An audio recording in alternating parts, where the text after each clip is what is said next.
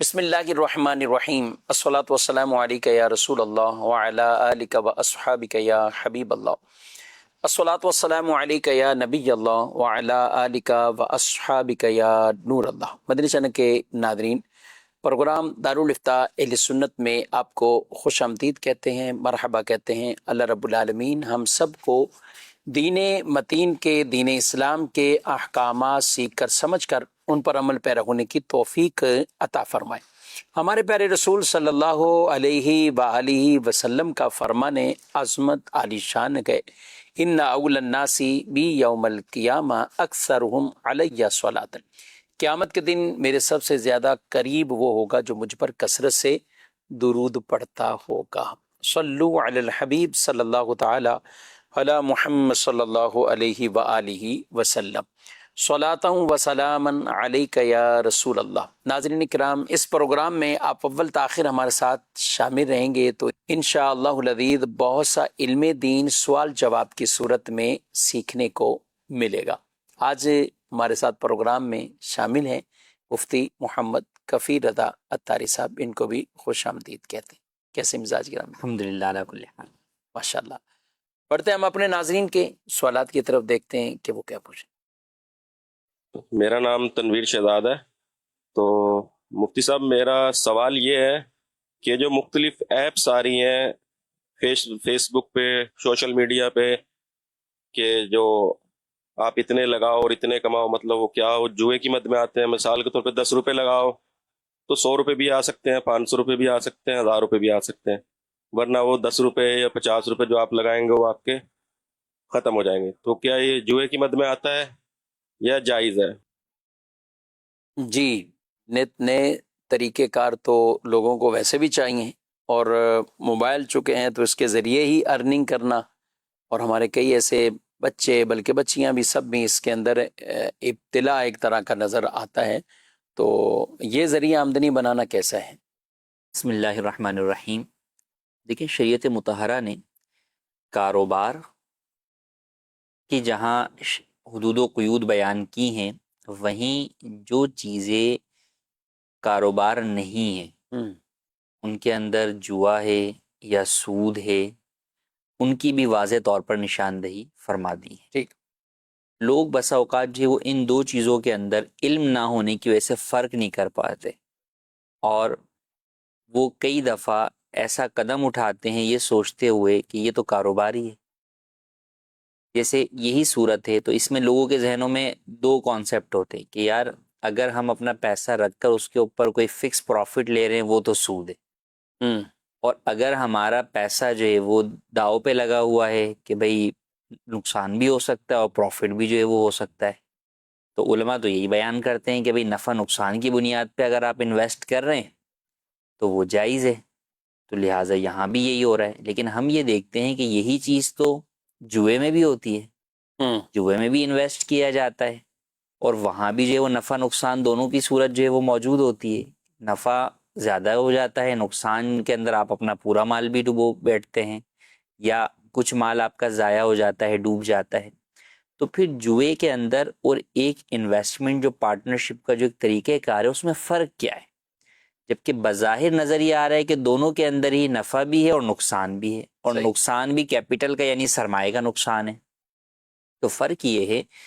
کہ انویسٹمنٹ کے اندر آپ کسی بھی شخص کے ساتھ جب شریک ہوتے ہیں کسی کاروبار کے اندر، تو وہ آپ کے پیسوں سے آگے کاروبار کرتا ہے، اور وہ کاروبار کیا کرتا ہے کہ کوئی مال وہ خریدتا ہے اور اس مال کو وہ آگے پھر بیچتا ہے، اس سے پھر نفع کماتا ہے۔ اس سے پھر جو نفع ہوتا ہے وہ نفع آپ کو دیتا ہے۔ اچھا، اس نے مال جو ہے وہ خریدا، اور مال خریدنے کے بعد خدا نخواستہ وہ مال خراب نکلا،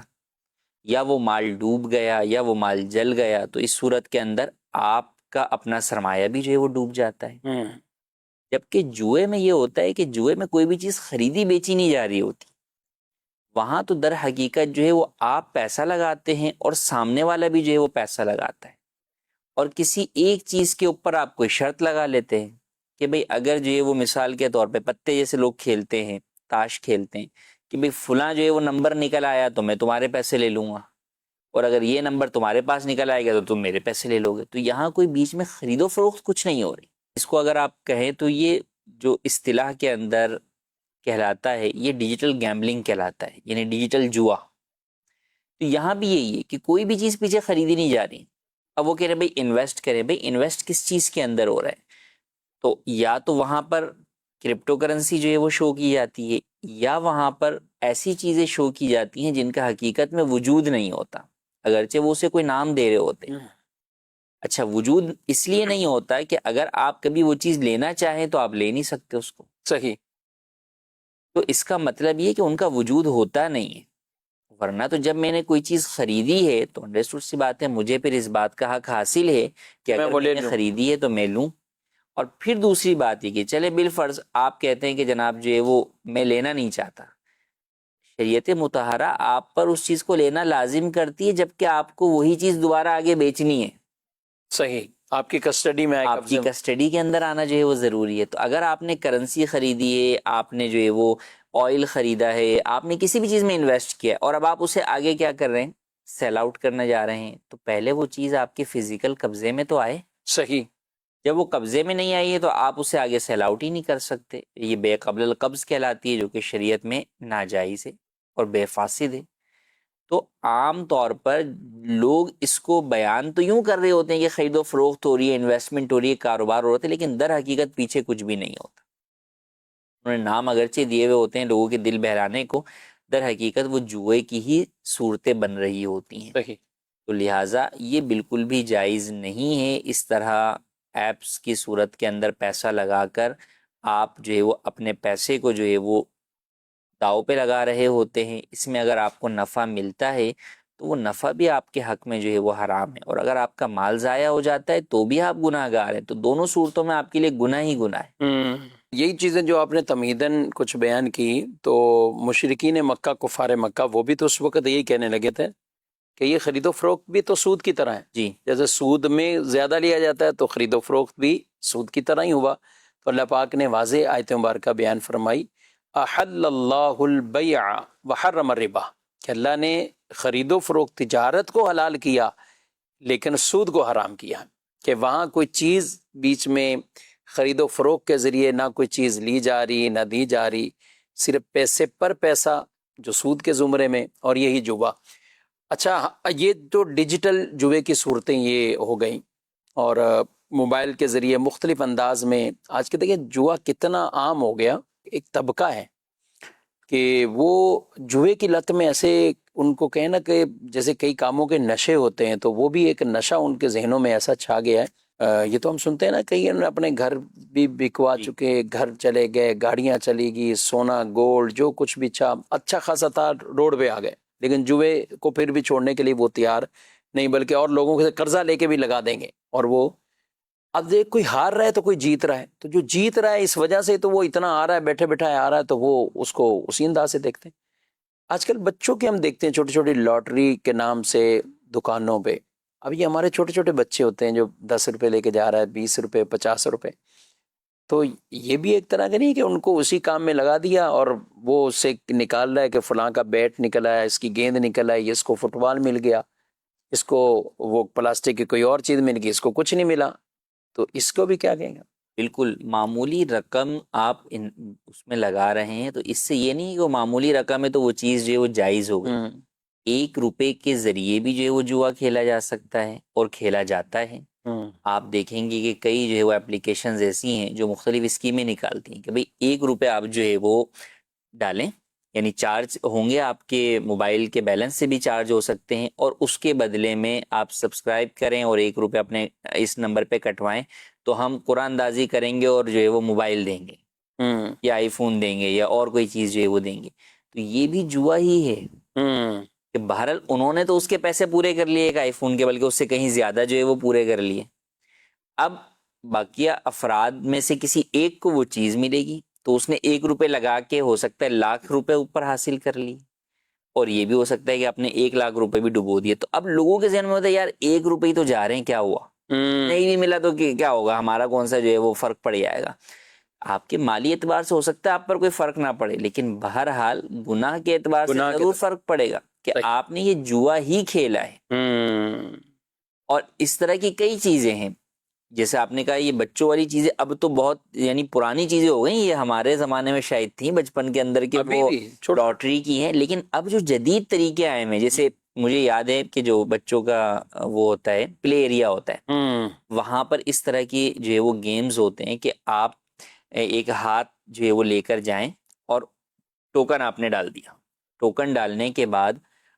وہ ایک اس سمجھے کہ آنکڑا ہوتا ہے، اس کے ذریعے سے اس پورے باکس کے اندر نا بہت سارے کیا ہوتے ہیں کھلونے ہوتے ہیں، آپ جتنے چاہے کھلونے پکڑ کے لے آئیں گے آپ تو وہ آپ کے، اور اگر وہ آنکڑے سے چھوٹ گئے تو ہو سکتا ہے کہ آپ کو ایک بھی چیز اس میں سے نہ ملے، ایک بھی کھلونا نہ ملے۔ اسی طرح بسا ہوگا اس میں چپس کے پیکٹ ہوتے ہیں، مختلف چیزیں ہوتی ہیں، تو یوں بھی کھیل ہوتے ہیں۔ تو یوں بھی تو اب وہ آپ نے وہ جو ٹکٹ لیا اس کا ایک وہ چانس پانے کے لیے، وہ مثلا 100 روپے کا آپ نے ٹکٹ لیا، اب اس کے بدلے میں ہو سکتا ہے کہ آپ کھلونا جو ہے وہ 500 والا وہاں اس میں پکڑ لیں، اور ہو سکتا ہے کہ وہ آپ 500 والا لے کر آ رہے ہیں اور وہ راستے میں چھوٹ گیا اور آپ کا کچھ بھی نہ ملے، کچھ بھی نہ۔ تو یہ بھی جوا ہے۔ تو اب دیکھنے والا اس کو نہیں سمجھے گا کہ یہ جوا ہے، وہ تو بولیں گے بچے کھیل رہے ہیں، لیکن بچے کھیل کھیل میں بھی در حقیقت کھیل جوا ہی رہے ہیں۔ جوا ہی کھیل رہے ہیں، اور یہی اگر ہم یہ تو آپ نے دوسری یہ گیمز گنی، عام بھی اگر دیکھیں کہ جو گلیوں میں محلوں میں بھی بچے کھیل رہے ہیں۔ ایک جوان کہہ رہا تھا کہ ہم چونکہ مختلف گیمز کھیلتے ہیں اور وہ مہنگی ہوتی ہیں، اور اس کے لیے جو کلب یا اس کا گراؤنڈ بنا ہوا ہے اس کے بھی چارجز اچھے خاصے ہوتے ہیں، پر گھنٹہ کے حساب سے ہم لیتے ہیں، بک کرتے ہیں اپنے ٹائم میں کہ اس میں ہم نے انٹری کرنی ہے، ہماری ٹیم کھیلے گی۔ تو اب جیسے بعض بیڈمنٹن ہو یا اس طرح کی ہو جن میں خرچے زیادہ ہوتے ہیں، گیم میں زیادہ اور خرچے،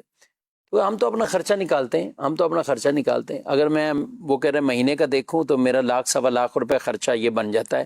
کہ جو میں نے آگے کلب کے جگہوں کے ان کے دینے، تو اب 1,00,000 میں کہاں سے اس کو دوں گا۔ یہ اسی طرح ہی ہے، کچھ میرے چلے گئے کچھ ان کے آ گئے، اور میں اپنی فیسز میں اس کو ادا کر دیتا ہوں تاکہ میرا ایک ارننگ یہ ہے کہ 1,00,000 اور یہ وہی کرتا ہے کہ یعنی جو جس کو پتا میں جیت بھی جاؤں گا، تو گیمز میں بھی لگا رہے ہیں، دیگر چیزوں میں بھی لگا رہے ہیں۔ ناظرین کرام، اس کو قرآن مجید میں جوے کو یہ شیطانی عمل قرار دیا گیا ہے، شیطانی عمل، اور جن آیت مبارکہ میں جوے کو منع کیا گیا، یعنی جیسے شراب کی حرمت بیان کی، ایسے ہی جوے کی حرمتوں کو بھی اللہ رب العالمین نے بیان کیا، نبی پاک صلی اللہ علیہ وسلم نے اس کی سختی سے مذمت فرمائی ہے۔ تو ہمیں بھی بچنا ہے، اپنے بچوں کو بھی، اور اس سے دیکھیں یہ نہ خوش ہو جائے بچہ جیت کے لے کے آ گیا اور بچے نے یہ چیز لے کر آ گئی، میں نے تو 20 دیے تھے، بچہ بیٹ لے کر آ گیا جو مجھے 300 کا ملنا تھا۔ نہیں، آج آپ اس کو شابش دے رہے ہیں تو کل کو آپ کا بچہ کچھ اور بڑے کاموں میں پڑ جائے گا، اور خدا نخواستہ پڑ جائے تو پھر اس میں آپ کس پوزیشن میں، تو اس لیے ضرور ان چیزوں کا خیال رکھنا چاہیے۔ اچھا، یہ کفیل صاحب ہم نے یہ تو بات کر لی گیمز کی، یہ وہ ایک اچانک بات ذہن میں آ گئی، بعض اوقات نیکی کے نام پر بھی آدمی اس چیز میں پڑ رہا ہوتا ہے۔ میں آپ کی بات سے یہی جو ہے وہ سوچ رہا تھا آپ کی بات پر کہ بعض لوگوں کے ذہنوں میں یہ ہوتا ہے کہ یار حرام پیسہ حرام میں ہی لگا رہے ہیں ہم، ہمارا اپنا تو کچھ نہیں جا رہا نا، جی ہاں، جو گیمز والا کیا جو ادھر سے کھیلا اور ادھر جو فیسز دینی ہے وہ دے دی، تو لہٰذا میں نے اپنے اوپر کوئی بھی جو ہے وہ استعمال نہیں کیا، حرام کو حرام میں ہی لگا دیا۔ تو ایک یہ لوگوں کی غلط فہمی ہوتی ہے، دوسری یہ ہوتی ہے کہ یار وہ حرام میں ہمیں جو حاصل ہوگا نا اس سے ہم اپنے آپ پہ نہیں لگائیں گے، کسی غریب کی مدد کر دیں گے یا مسجد میں دے دیں گے یا مدرسے میں دے دیں گے، یہ بعض لوگوں کے ذہن میں ہوتا ہے۔ تو یاد رکھیں کہ یہ دونوں چیزیں ہی جو ہے وہ سراسر غلط اور باطل ہیں۔ بات یہ کہ ایک ہے آپ کا اپنا جو ہے وہ گناہ کرنا، اللہ پاک کی نافرمانی کرنا، تو اللہ پاک کی نافرمانی بہرحال جو ہے وہ ہر صورت کے اندر وہ نافرمانی اور گناہ ہے اور موجب عذاب ہے، تو لہٰذا کسی بھی نیت سے آپ کا وہ کرنا جائز نہیں ہے۔ اب اچھا یہاں پر تو ایک ہے کہ آپ کسی حرام چیز میں پیسہ اپنا بھی لگا رہے ہیں تو الگ گناہ ہے، اب یہاں پہ آپ حرام کما رہے ہیں اور حرام میں ہی لگا رہے ہیں تو ڈبل گناہ ہوا، اور یہ لگانا اپنے اوپر ہی استعمال ہی کرنا ہے، اور یہ لگانا ہوا، فیس دینا تو اپنے اوپر ہی استعمال کیا نا۔ بالفرض اگر آپ اپنے اوپر نہیں بھی لگا رہے، آپ بولے بھائی میں صرف حرام کما رہا ہوں اور کسی اور شخص کی کوئی حرام، جیسے کئی دفعہ لوگوں کے ذہنوں میں یہ ہوتا ہے کہ یار یہ حرام کما رہے ہیں ہم، اب یہاں پہ یہ کام ہمیں اپنا کروانا ہے، ہم تو اپنی جگہ ٹھیک ہیں، لیکن سامنے والا رشوت مانگ رہا ہے تو یہ حرام پیسہ ہم یہاں سے کما کے نا اس کو رشوت میں دے دیں گے، کہ حرام میں چلا گیا، حرام میں جو وہ چلے گیا، تو یہ بھی جائز نہیں ہے، کیونکہ آپ کے لیے تو بہرحال حرام کمانا حلال کسی بھی صورت میں نہیں ہو سکتا نا۔ تو اس اعتبار سے بھی جائز نہیں. دوسرا ہے کہ غریبوں کی مدد کرنا، تو یاد رکھیں کہ غریب کی مدد کرنا، مسجد میں دینا، مدرسے میں دینا، یہ سب چیزیں صدقے ہیں. ثواب. اور صدقہ جو ہے وہ اللہ پاک کی بارگاہ میں جو ہے وہ پیش کیا جاتا ہے، اور اللہ پاک تو پاک ہے، وہ پاک چیز کو ہی قبول فرماتا ہے. تو وہ ناپاک چیز کو، حرام چیز کو قبول ہی نہیں کرتا. تو لہٰذا وہ صدقہ نہیں ہے. وہ آپ اپنے تئیں یہ سمجھ رہے ہیں کہ میں غریب کی مدد کر رہا ہوں، در حقیقت وہ مدد نہیں ہے، وہ الٹا آپ اپنے لیے جو ہے وہ گناہ کا جو ہے وہ انبار جو ہے وہ جمع کر رہے ہیں. تو غریب کی مدد کرنے کے لیے بھی گناہ کرنے کی ہرگز اجازت نہیں ہے. ورنہ تو ڈاکو بھی یہی بولے گا کہ جناب جو ہے وہ میں ڈاکہ ڈال دیتا ہوں، اور جو ہے وہ ڈاکہ ڈال کے جو پیسے حاصل ہوتے ہیں اس سے غریبوں کی مدد کر دیتا ہوں. تو اور کیا کئی لوگ کرتے ہیں، یعنی انہوں نے اپنا ایک وہ رکھا ہوتا ہے ذہن میں کہ یہ پیسہ ہمیں بلیک پیسہ آ گیا ہے اور یہ آیا جیسے بھی ہے، اب اس میں سے کچھ نہ کچھ ہم 10%، اب 20%، یہ 5% ہم اس کا خرچ کر دیں گے، مختلف جگہوں سے اتنوں لوگوں کی مجھے دعائیں مل جائیں گی. یعنی غریبوں کی مدد کریں گے تو ظاہر ہے وہ یہی ہوتا ہے کہ یہ دعائیں مل جائیں گی، اور شاید وہ سمجھتے ہیں کہ ازالہ ہو چکا ہے. تو زکوٰۃ تو حلال پیسے پہ اس کا 2.5% جاتا ہے، تو وہ حلال پیسے کو پاک صاف کرتا ہے. تو جو ٹوٹلی حرام ہے وہ حرام ہی رہے گا، اس کا 10% جانے سے وہ پیچھے والا صاف ستھرا نہیں ہوگا. ان چیزوں کا بارے ہمیں خیال رکھنا چاہیے. ٹاپک بڑا ایک وسیع ہے، اور میں تو کہ اسی پر اگر ہم گفتگو کرتے رہے تو کئی ایسی معاشرے میں اور بھی جہتیں ہیں کہ جو چیزیں یہ سامنے آتی ہیں. میں نے جیسے نیکی کی بات کی کفیل صاحب، اس میں ایک چیز دیکھیں، عمرے کمیٹی کے نام سے، عمرے کے نام سے لوگ کہتے ہیں چلو میرے تو 200 جا رہے ہیں نا، میرے تو کوئی زیادہ نہیں جا رہے، میرا 300 جا رہا ہے، میرا 500 جا رہا ہے. آپ کو یاد ہوگا پہلے 500 کے کارڈ بھی چاہتے تھے کہ 500 عمرہ کمیٹی کے نام پہ لے لیں بھائی، رجسٹریشن کرا لیں، 500 دے دیں. شاید ہزاروں لوگوں نے، بلکہ اس سے بھی زیادہ لوگوں نے 500 مدینے کی محبت میں لے لیے اور رکھ لیے کہ ہو سکتا نام نکلا ہے چلے جائیں گے، نہیں نکلا تو. اب وہ کیا ہوتا ہے، ایسے لوگ جب بھی کبھی کوئی دھوکہ دینے کی کوشش یا کوئی ایسے آتے ہیں، اول بھلے ہم کہیں کہ ان کی نیت دھوکے کی نہ ہو، لیکن اتنا سرمایہ اکٹھا ہوا، اس کے بعد کون قرآن اندازی کرے، کون جائے، کون بھیجے، کون لائے، ختم. تو یہ بھی کئی جگہوں پر شروع اب بھی ہے، ایسا نہیں کہ اچھا لوگوں نے 500 کی، 300 کی، 1000 کی، 1500 کی. ایک وہ ہوتی جو نارمل کمیٹی، ہم اس کی بات نہیں کر رہی. عمرہ کمیٹی کے نام سے کوئی نارمل کمیٹیاں ڈالتے ہیں، بیسیاں ڈالتے ہیں، جس کی کھلے اور وہ کمیٹی پہ جائے، کسی کے کوئی پیسے ضائع نہیں ہوں گے، سب کو پورے برابر پیسے ملیں گے. اور پھر جو عمرہ کرنے جائے گا پہلے جس کی کمیٹی نکلے گی وہ بھی بعد میں اپنی وہ پوری قسطیں ادا کریں گے. یہ تو ہی نارمل کمیٹی جیسے عام گلی محلوں میں اور سب لوگ ویسیاں ڈالتے ہیں. لیکن ہم اس کی بات کر رہے ہیں کہ جو نکلی اور وہ گیا، اس کے بعد والی سب کچھ ختم، نئے بندے ایڈ ہوتے جائیں گے، نئے بندے اتنے ایڈ ہوتے جائیں گے. اب یہ کیا اس کی بنیاد نیکی رکھ دیا، لیکن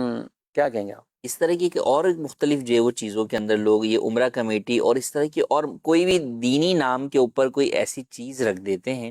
اور اس سے وہ یہ سمجھ رہے ہوتے ہیں کہ بھئی اس سے جو ہے وہ ثواب جو ہے وہ ملے گا، یا ہم لوگوں کی نیک کام کے اندر جو ہے وہ مدد کر رہے ہیں. تو یاد رکھیں، اگر آپ نیکی کا بھی کام کرنا چاہتے ہیں تو اس کو شریعت مطہرہ کے بتائے ہوئے طریقہ کار کے مطابق ہی کریں گے تو ثواب ملے گا.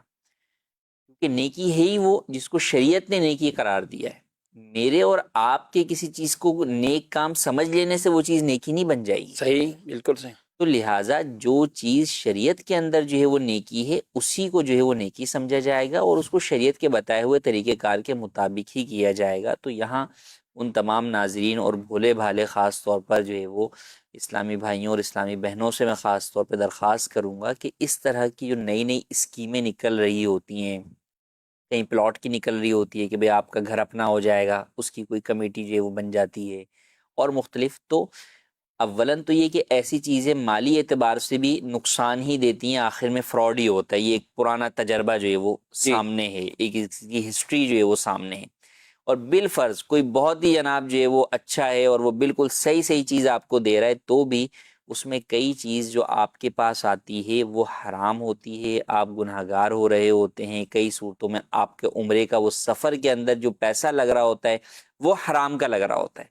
تو مال حرام تو انسان جب کھائے اور اللہ سے دعا کرے تو اس کی دعا قبول نہیں ہوتی. تو آپ سوچیں کہ آپ مال حرام سے ہی جو ہے وہ عمرہ کرنے چلے جائیں تو کیوں کر آپ کا عمرہ جو ہے وہ قبول ہوگا. تو لہٰذا ایسی باتوں میں ہرگز نہ آئیں. کوئی بھی اس طرح کی چیز ہو تو پہلے آ کر دارالفتاء اہل سنت سے آپ رہنمائی لیں پھر ہی اس کے بعد ہی آپ اس چیز کے اندر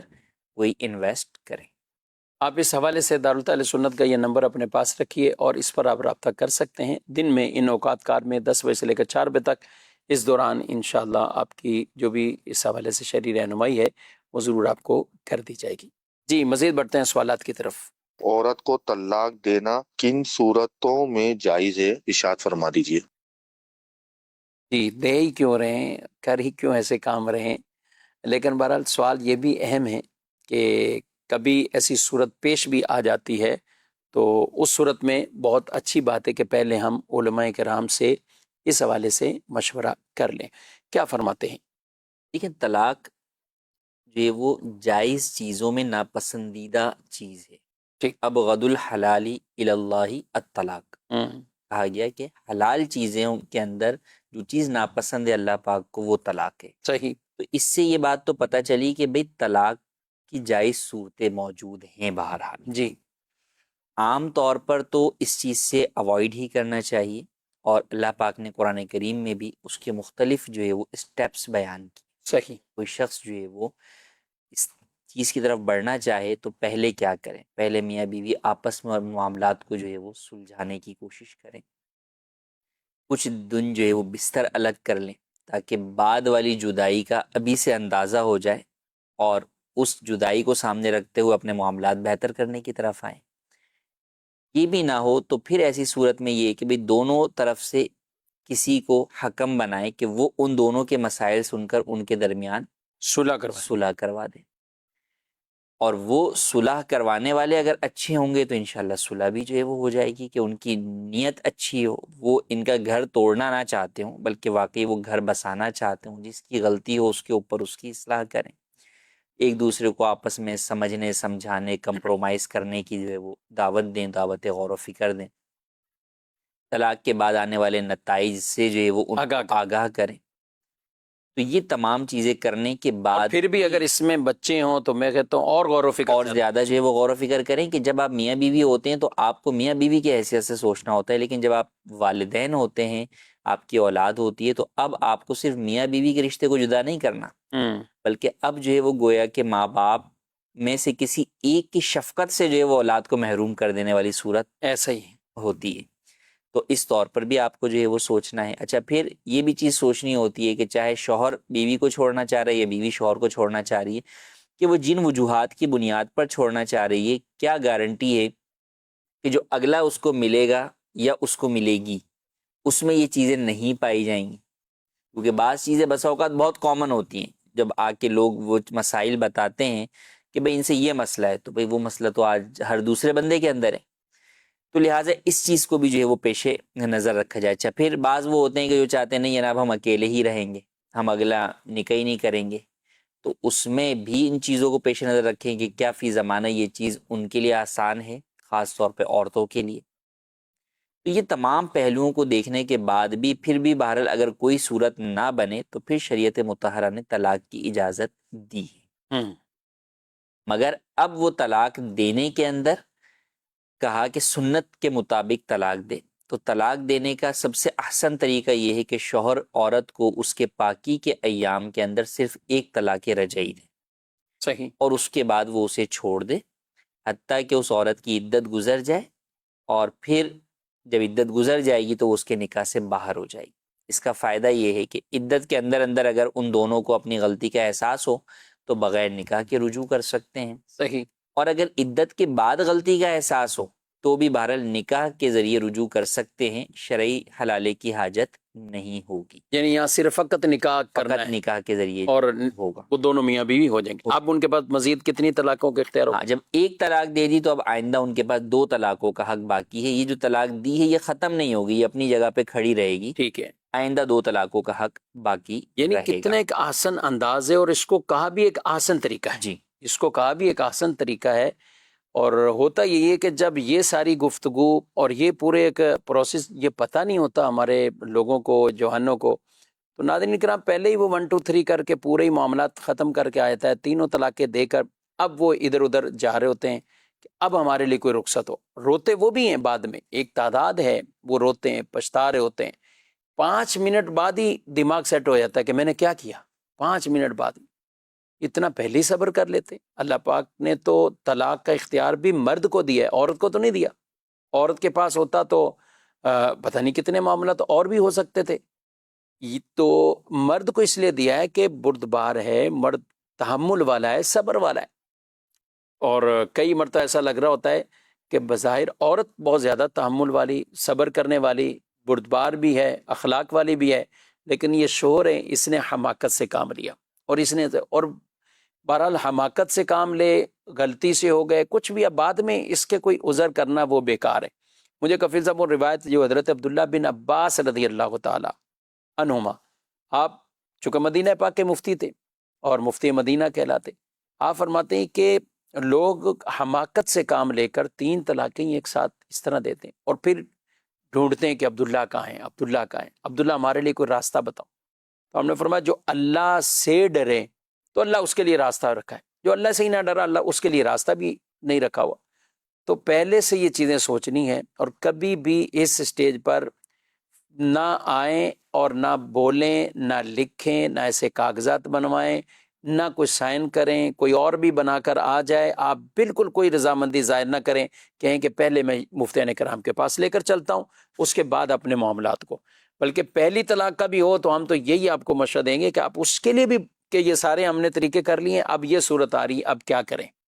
ٹھیک ہے، شریعت نے یہ رکھا ہے جہاں ایک دوسرے کی اتنا بھی وہ خیال نہ رکھ سکے اور اللہ کی نافرمانیوں میں پڑ رہے ہوں، حدود کو کراس کر رہے ہوں، تو ٹھیک ہے، پھر ایک جدائی کے آپشن ہیں،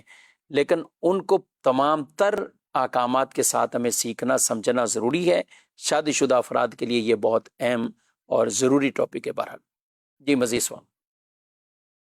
مفتی صاحب سے میرے سوال ہے کہ جوائنٹ فیملی میں رہتے ہوئے پردے کا طریقہ، نقش و نگار، جازب قسم کے برقعوں کا کیا حکم ہے؟ جی جوائنٹ فیملی میں رہ رہے ہیں، دیکھیے جوائنٹ فیملی سسٹم کے اندر بھی بہرحال نامحرم جو افراد ہیں ان سے پردہ تو عورت کو کرنا ہوگا، جیسے دیور جیٹھ وغیرہ ہیں تو ان سے پردے کا شریعت میں حکم ہے، تو ان سے پردہ کرنا ہوگا. اب جو پردہ باہر اجنبی سے کرنا ہے وہی ان سے بھی کرنا ہے کہ یہ بھی اجنبی ہیں. صحیح البتہ جہاں پر گھر میں چہرہ ہر وقت جو ہے وہ چھپانا عورت کے مشکل لیے جو ہے وہ مشکل ہوتا ہے، تو اب انڈرسٹوڈ سی بات ہے جوائنٹ فیملی سسٹم میں عورت گھر میں کچن میں جا رہی ہے، کبھی واش روم میں جا رہی ہے، کبھی اور کسی کام سے جا رہی ہے، تو وہ برقع پہن کے تو نہیں رکھ سکتی جس طرح کا برقع پہن کے وہ باہر جو ہے وہ نکلتی ہے.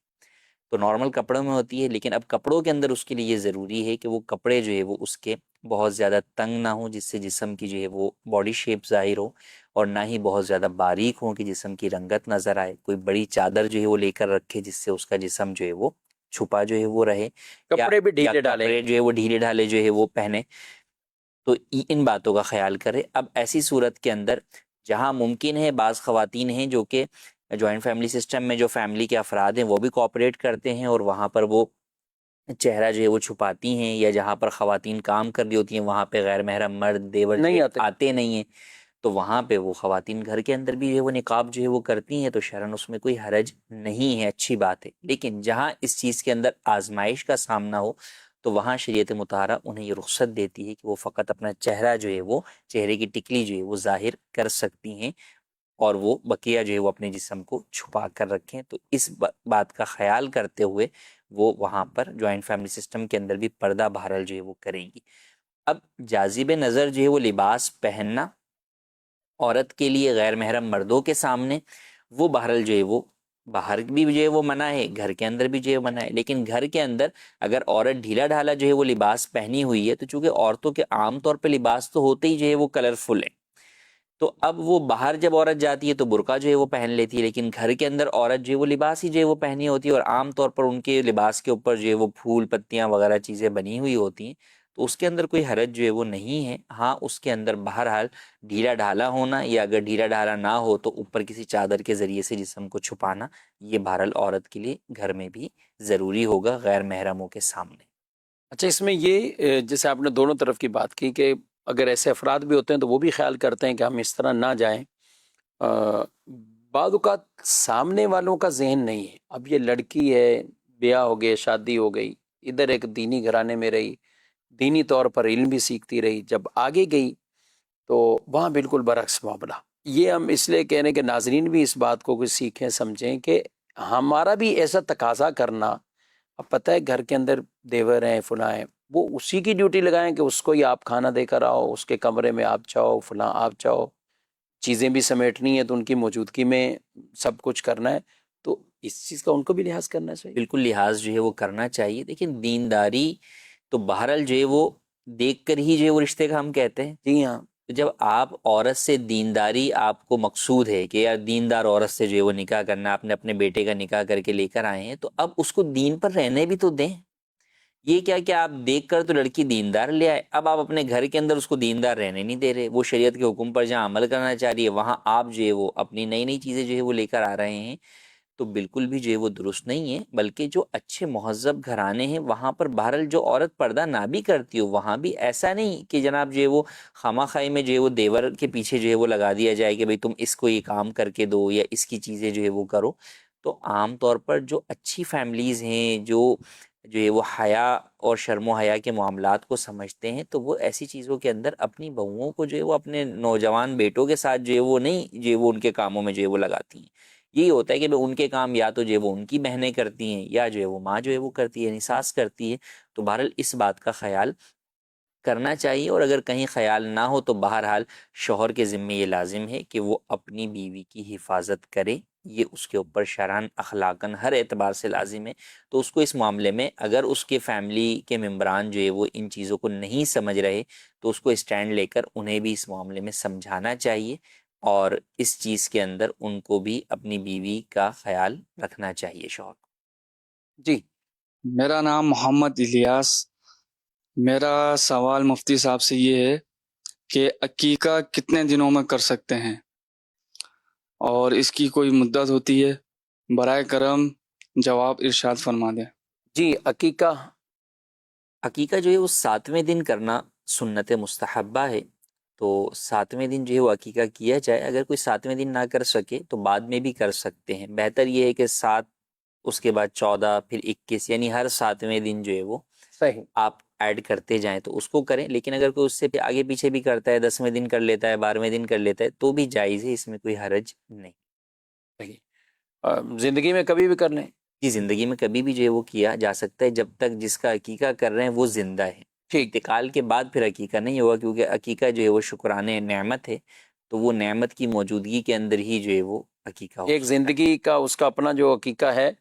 یعنی اپنی زندگی کا ایک جی شکرانے نعمت، یعنی جب پیدا ہوا تو والدین وہ ادا کرتے ہیں، اب اگر خود بھی بڑا ہو چکا ہے خود جی، اپنا خود کر، بھی جو ہے وہ کر سکتا ہے، اس میں کوئی حرج نہیں۔ ٹھیک، اپنی بیوی کا بھی گھر میں بیوی شوہر کا بھی جو ہے، شوہر جو ہے وہ بیوی کا بھی کر سکتا ہے، بڑی عمر میں بھی آگے، بڑی عمر میں۔ بلکہ روایات میں بھی کہ نبی کریم صلی اللہ علیہ وسلم نے اپنا عقیقہ خود اعلان نبوت کے بعد فرمایا۔ یعنی اس زمانے میں جو آپ کے دادا تھے، جب آپ کی ولادت مبارکہ ہوئی تو اس وقت آپ صلی اللہ علیہ وسلم کے والد گرامی حضرت عبداللہ رضی اللہ تعالیٰ عنہ پہلے سے ہی پردہ فرما گئے تھے، وصال فرما گئے تھے، تو دادا جان حضرت عبد المطلب رضی اللہ تعالیٰ عنہ ان کی آپ پرورش میں آئے تھے،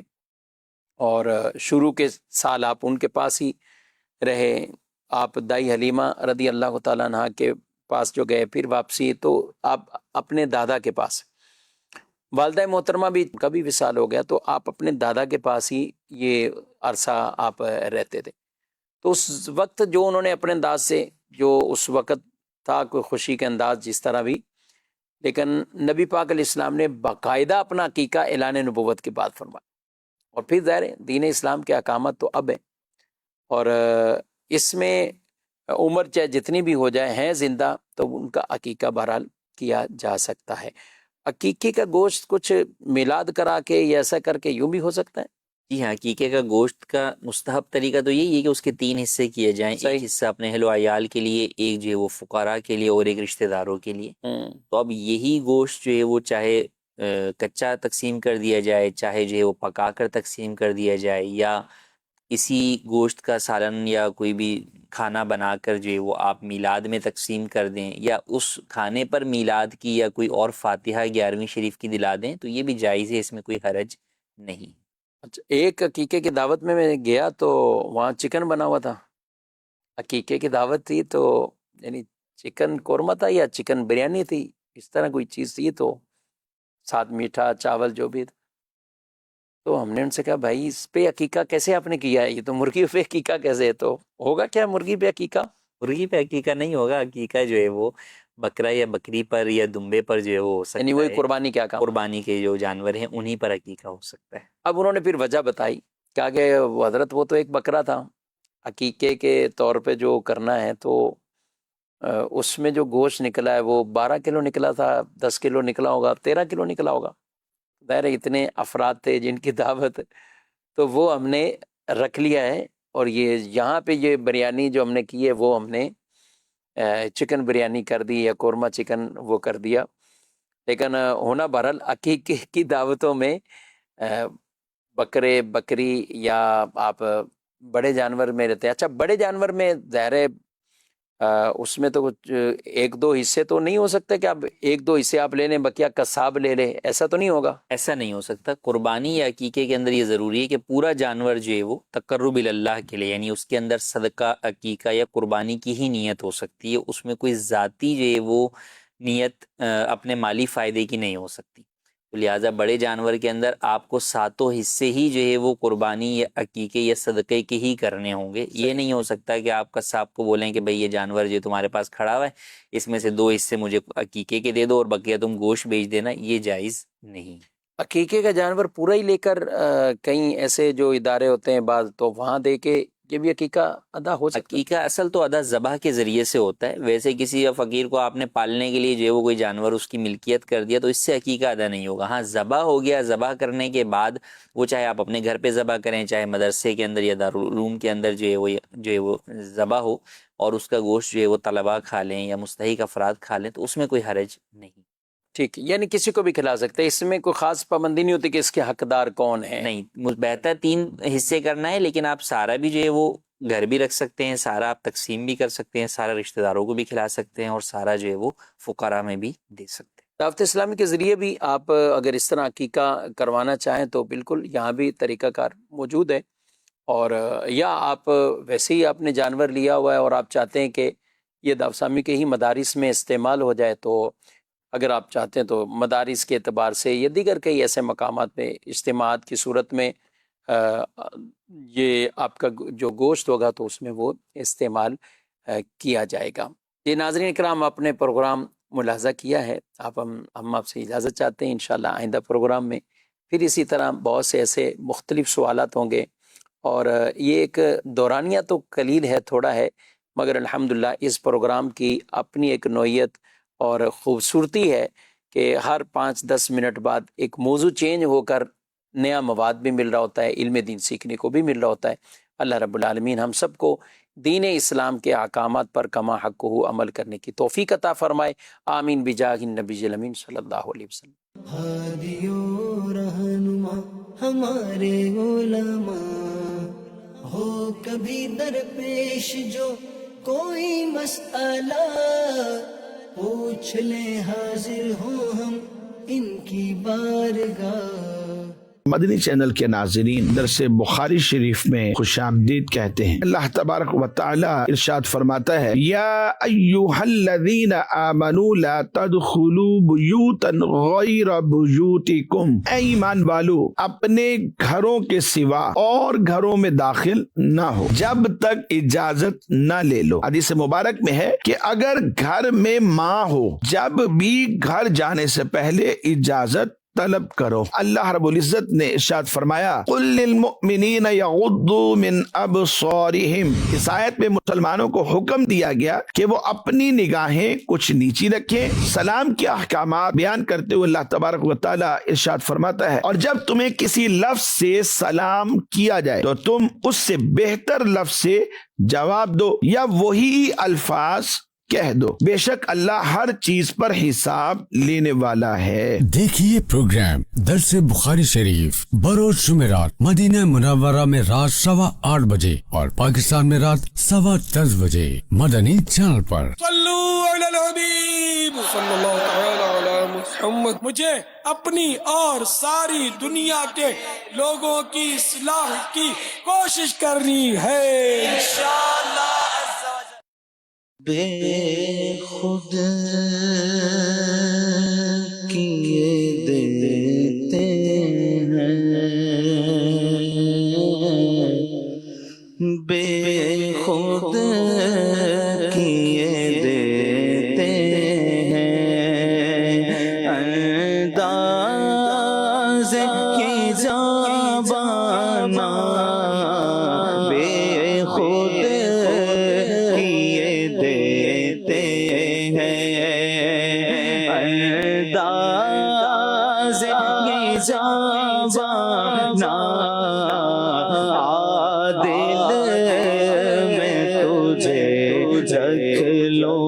رکھ لو دل میں تجھے رکھ لو اے جلوے جانا نا اتنا تو کرم کرنا اے چشم کریم نا اتنا تو کرم کرنا اے چشم کریم نا جب جان لبوں پر ہو تم سامنے آ جانا جب جان لبوں پر ہو تم سامنے آ جانا میں ہو شوہوا سب نے اس بات پہ کھو بیٹھا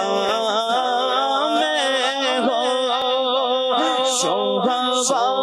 سب نے اس بات پہ کھو بیٹھا ہنس کر جو کہا تم نے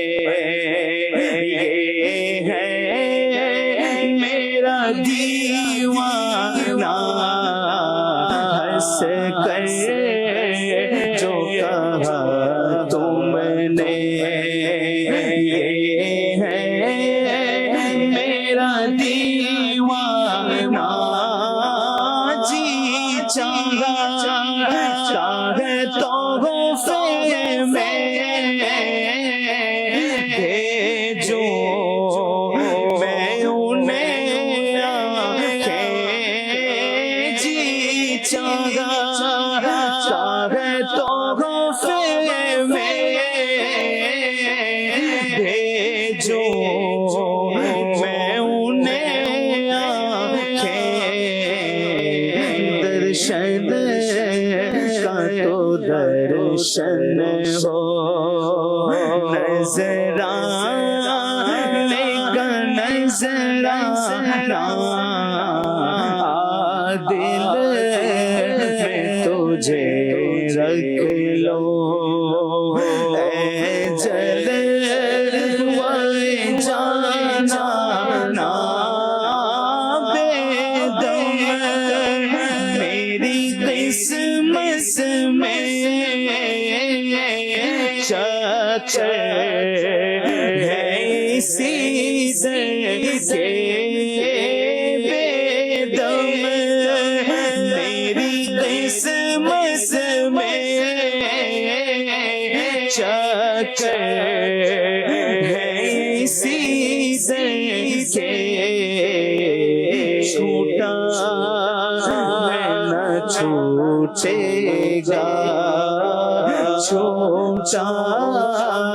ہے نہ چھوٹے گا سرگے در جانا نا دل میں تجھے رکھ لو اے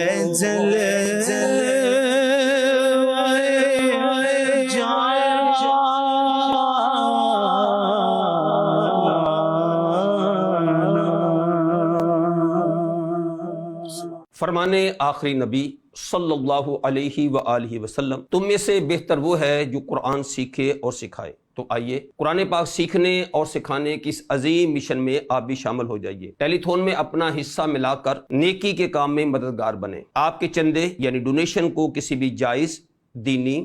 اصلاحی، فلاحی، روحانی، خیرخواہی، بھلائی اور آمدنی بڑھانے کے جائز اور محفوظ کام میں لگایا جا سکتا ہے تاکہ بڑھتے اخراجات کو پورا کیا جا سکے۔ دعوت اسلامی ہے، یہ دعوت اسلامی ہے۔